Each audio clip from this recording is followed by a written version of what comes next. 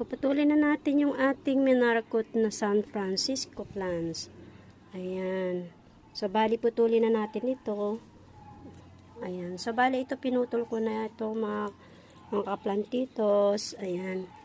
Tatanim na natin to dito sa maliit na paso muna. Tatanggalin natin to. Meron na siyang ugat. Ayan. Nakita nyo mga kaplantitos, may ugat na siya sa loob. Kita nyo na marami na siyang roots sa loob. Ayan. Kita nyo yan.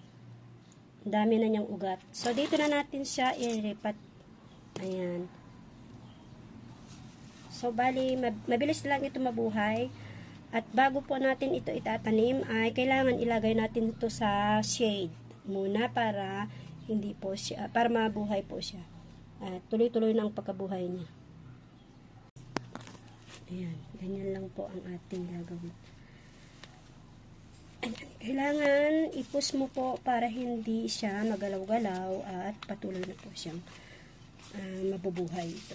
Ilalagay lang po natin to sa lilim. Bali basa na po itong ating soil na pinagripatan. So, kahit hindi na po natin ito lagyan ng tubig.